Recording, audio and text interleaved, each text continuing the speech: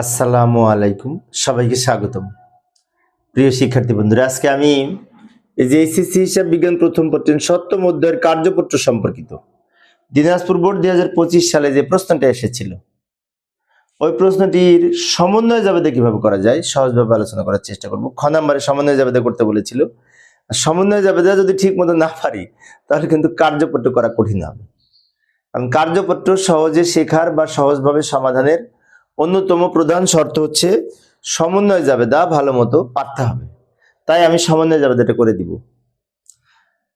তো তোমাদের সাথে আলোচনায় আছি আমি মোহাম্মদ সিরাজুল ইসলাম। চলো শুরু করা যাক। এই যে লক্ষ্য করি, প্রশ্নের আংশিক উপস্থাপন করলাম, নিচে সমাধান করব। এটুকু সমাধান। উপরে আমি সমন্বয়গুলো নিয়ে এসেছি, যেহেতু সমন্বয় জাবেদা করব, সমন্বয়গুলো দেখে দেখে জাবেদা করব।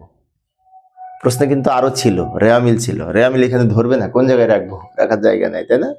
তার সমন্বয়গুলো নিয়ে এসেছি। তো সমন্বয় জাবেদা করবো একটা একটা করে। সমন্বয় জাবেদা হচ্ছে জাবেদা, জাবেদা এবং প্রকৃত জাবেদা, তাই না? তো পড়ি। তারিখ লিখবো ডিসেম্বর 31 তারিখ 2024। অগ্রিম বীমা 4000 টাকার মেয়াদ উত্তীর্ণ হয়েছে। আচ্ছা, বীমার মেয়াদ উত্তীর্ণ হয়েছে মানে বীমা খরচ হয়েছে, এটা বলতে চাচ্ছে অগ্রিম বীমার ভিতর থেকে বীমা খরচ হয়েছে। তো বীমা খরচ হলে বীমা খরচ ডেবিট, অগ্রিম বীমা ক্রেডিট। বীমা খরচ ডেবিট, অগ্রিম বীমা ক্রেডিট। টাকা লিখবো 4000 টাকা। এখন অনেক শিক্ষার্থীর মনে হতে পারে রেয়ামিলে যে অগ্রিম বীমা ছিল, রেয়ামিলে অগ্রিম বীমা কত ছিল দেখি, রেয়ামিলে অগ্রিম বীমা ছিল 12,000 টাকা। এটার সাথে যোগ বিয়োগ হবে না? না। যদি বলা থাকে বীমার এত টাকার মেয়াদ উত্তীর্ণ হয়েছে, মেয়াদ অতিক্রান্ত হয়েছে, ব্যবহৃত হয়েছে, এরকম যদি বলা থাকে, তো এইখানে যা আছে ওটা নিয়ে জাবেদা করব। মেয়াদ অতিক্রান্ত হয়েছে মানে খরচ হয়েছে, খরচের জাবেদা হয়েছে খরচ ডেবিট আর অগ্রিম বীমা ক্রেডিট। অর্থাৎ অগ্রিম বীমার মধ্যে হতে খরচ হয়েছে, তো অগ্রিম বীমা কমে গেছে, অগ্রিম বীমা ক্রেডিট করেছি।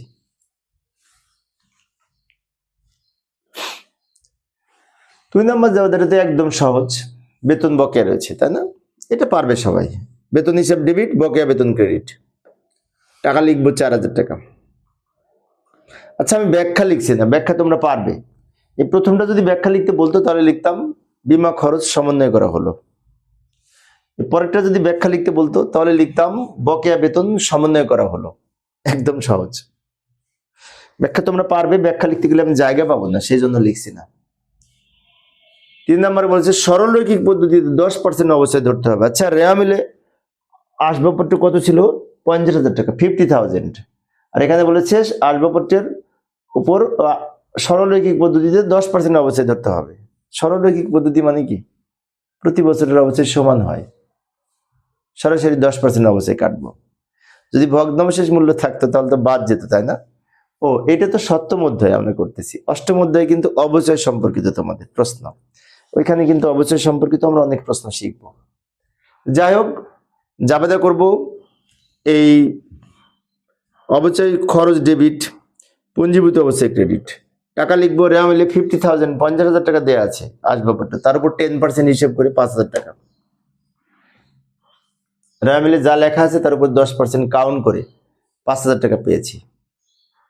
এবার সবার শেষে সেবা প্রদান করা হয়েছে, এখনো বিল পাওয়া যায়নি বা বিল করা হয়নি। এটার অর্থ হচ্ছে বাকিতে সেবা প্রদান করা হয়েছে কিন্তু লেখা হয়নি, এটা বলতে চাচ্ছে। তো বাকিতে সেবা প্রদান করা যাবে দেখি প্রাপ্য হিসাব ডেবিট, সেবা আয় ক্রেডিট, তাই না? এটা তো আমরা পারি। প্রাপ্য হিসাব ডেবিট, সেবা আয় ক্রেডিট। টাকা লিখবো 10,000 টাকা।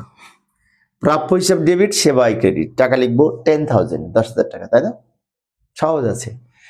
এখন কিন্তু তোমরা এখান থেকে কার্যপত্রটা প্রস্তুত করতে পারবে। কার্যপত্র প্রস্তুত করতে গেলে অনেক সময় লাগবে, তাই না?